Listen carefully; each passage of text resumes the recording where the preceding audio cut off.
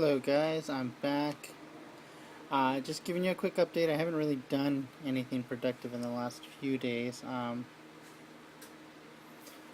October's traditionally for me not been a good month, in general, just to get stuff done. So I've not really gotten too much done. Um, I didn't accomplish my goal of painting my Zulus up all the way. I got them all skinned out, they're all fleshed. So they're all in various forms, but they're different shades. Um, for the most part, I am going to just paint them all the same color schemes. I'm not going to try and deviate and have a whole bunch of different stuff going on. Um, I'm just going to do that because it's quick and easy, and the models are kind of, whatever. So they don't need to be that different, and it's just going to be for some cheap models in a game. As you can see in the foreground there, I do have Saga based. I got all my Welsh based. I'm still working on getting my Danes taken care of. And I'm gonna pick up some Vikings because I found them at a store relatively inexpensive. I know I said I wasn't gonna buy anything because of the situation with the dog. For those of you that don't know, my dog tore his ACL, or his cruciate ligament, and I'm working with one of the doctors I used to work for. She's trying to work a deal out with me, so it may not be too horrible. So I can spend the $20 to get me some extra minis. I still got a lot of stuff to paint, but as you can tell, my Welsh are all primed and ready. I need to find a warlord fairly inexpensive. That I'm not going to spend too much money on either. But I'm still cutting back, going kind of cheap. So aside from that, getting all this stuff done, I am working on a Halloween costume for my son. I'm going to move the camera here for a second, so let's make sure that you guys don't get a little motion sick. Whoa, look at that. No lens flare here, guys. Nah, no J.J. Abrams style stuff here. So there's this thing. It's like a donut. That's not a donut because it's filled in, but it's a couple different pieces. Then we have this. Gabe and Daya was able to cut these up. My son has said that he wants to be the TARDIS for Halloween. So my wife and I have made him a costume already. And then Gabe made us these from a pattern I found online. I don't know how well it's going to show up here, but basically it's going to fit over, this end's going to fit like this, and it's going to be raised up a little bit, and then there's going to be another ring, and then this is going to be the top. So it's actually going to be the top of the TARDIS lamp. I'm going to move everything right now so you can try and get a little bit of an idea of what I'm talking about. So top rings, there's going to be two of these separated by a couple of inches floating, and then we're going to put a piece of vellum in the middle, and that's going to be the lamp, or the glass, the frosted glass effect for the TARDIS.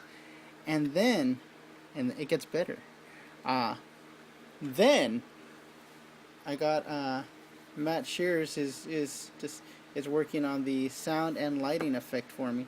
So he's gonna have a costume that not only lights up, looks amazing, but will be fully functional and have, if we can get the electronics figured out, time travel capabilities.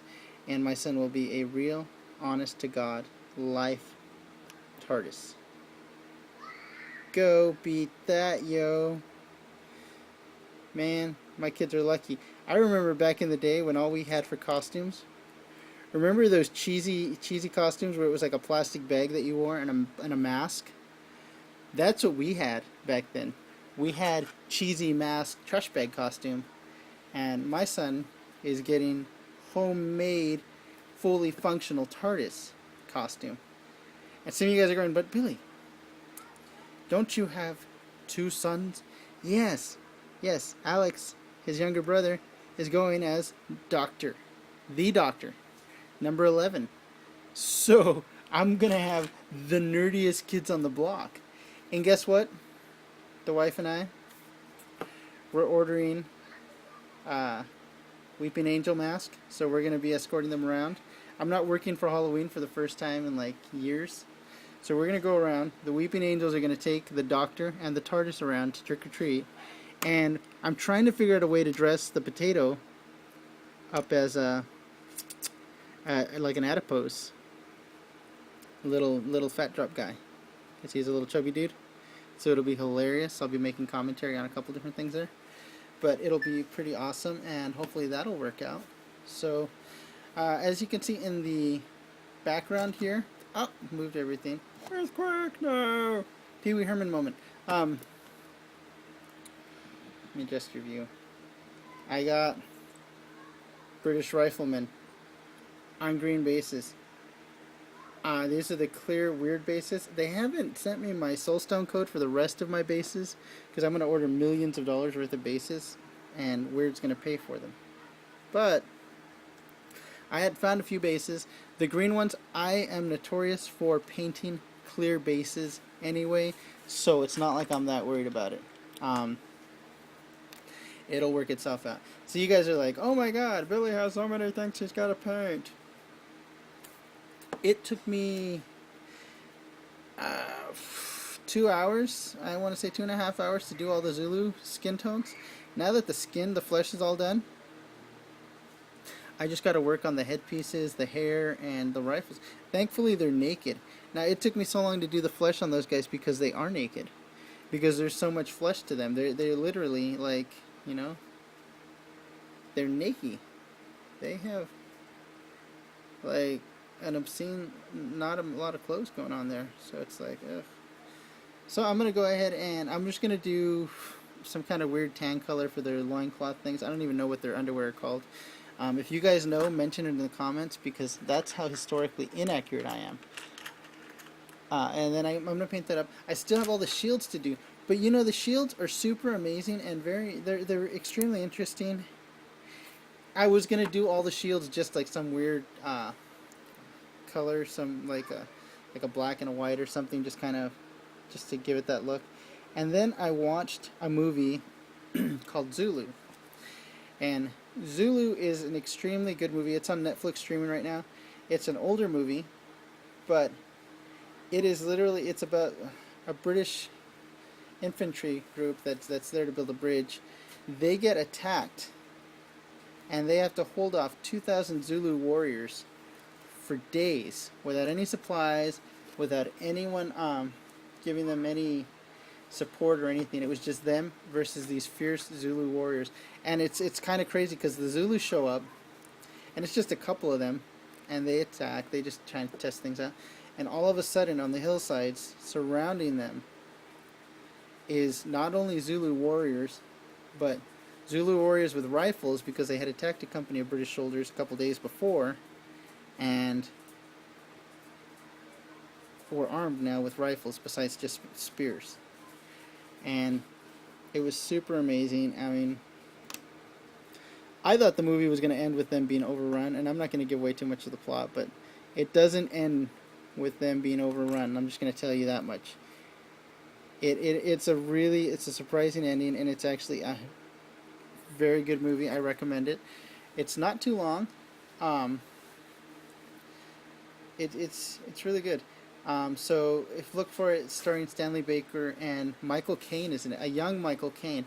If you guys don't know who Michael Caine is, you're stupid.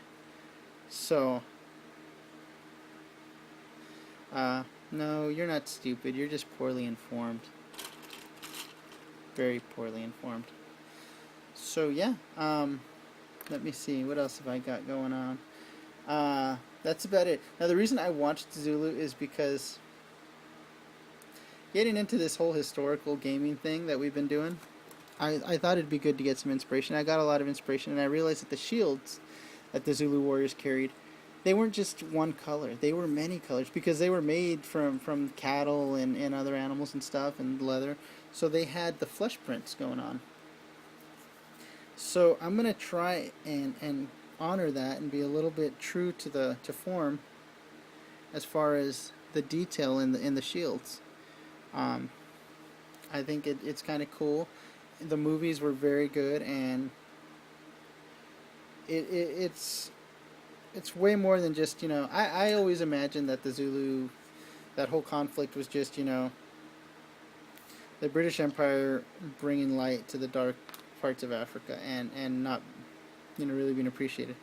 And then you watch this movie, and yeah, this movie didn't really do much for giving you the civility and the truth of the Zulus, but it showed you that their ferocity and their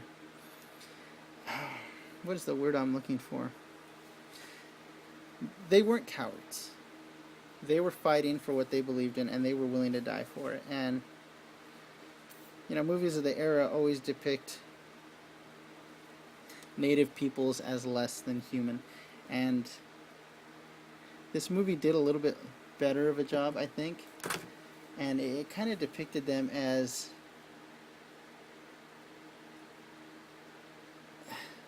it humanized them a bit, and it gave you an idea of what kind of warriors they were. Because in the end, it was a kind of a surprise ending. Like, you thought, oh man, right when you thought everything was over and they were going to make it out alive, something changed, and you were like, oh, they're not going to end well. And that wasn't the case. It was actually the opposite. So I'm going to try and do right by that.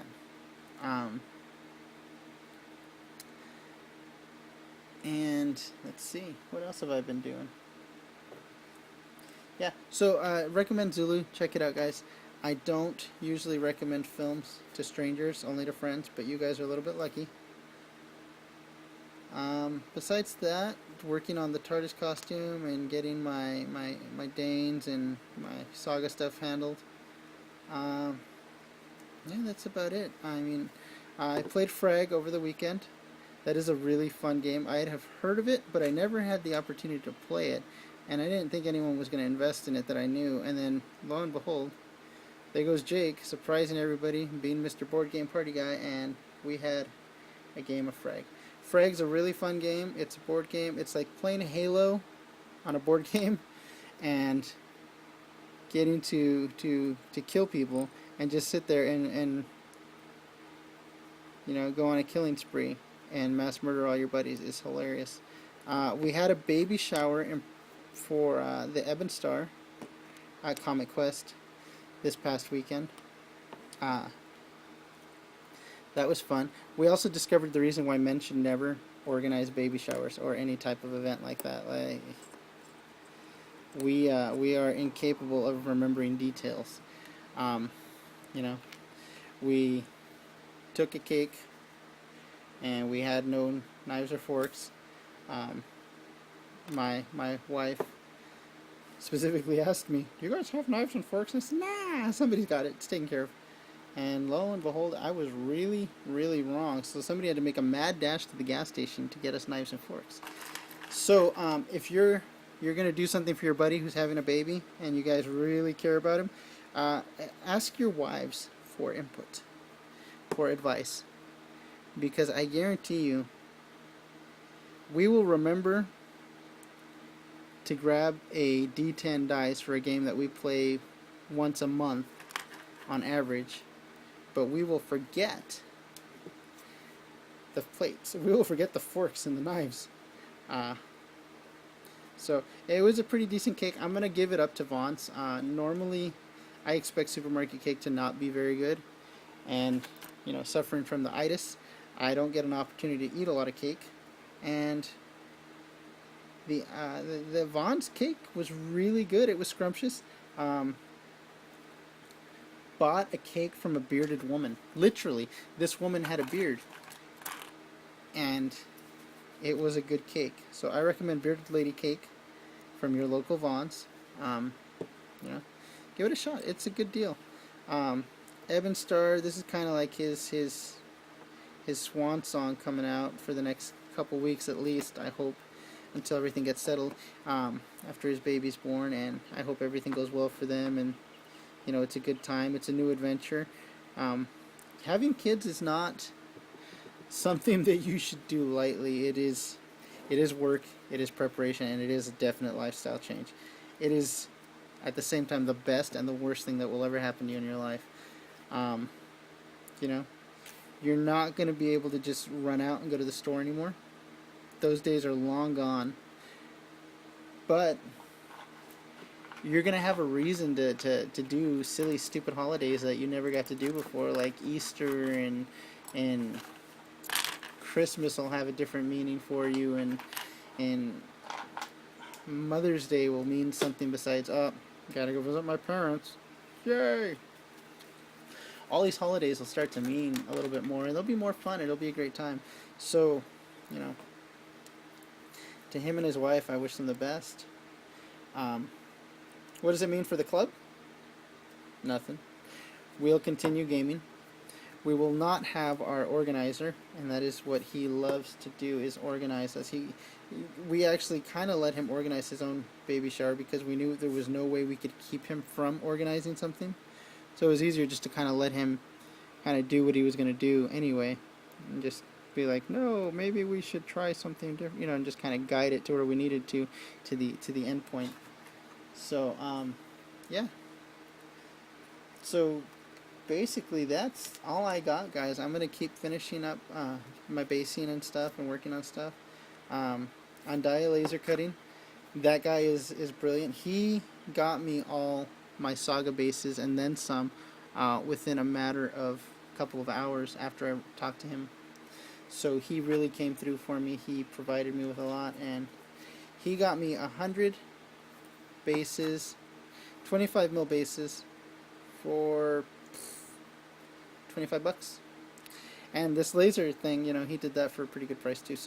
So he's really good. He knows, he's always willing to work with us and does right by us, and I really appreciate him coming through, because I was kind of at a standstill as far as Saga was concerned. I had no bases, and I mean, I'm willing to paint minis that aren't based, but it's just such a pain in the butt for me because I've gotten used to putting things on bases and being able to manipulate and hold the base.